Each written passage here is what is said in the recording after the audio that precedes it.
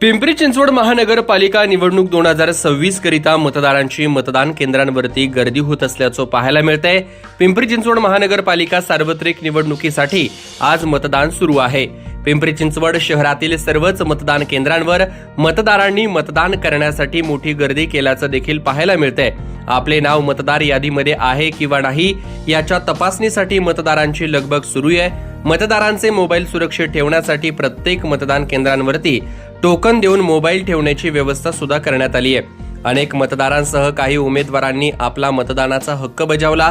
प्रत्येक उमेदवाराला आपलाच विजय होणार असल्याची खात्री म्हणून की काय कॅमेऱ्यासमोर आल्यानंतर फोटोसाठी विजयाची पोज देत होते। याच बातमीचा सविस्तर आढावा घेतला आहे आमचे प्रतिनिधी भानुदास हिवराळे यांनी। पाहुयात।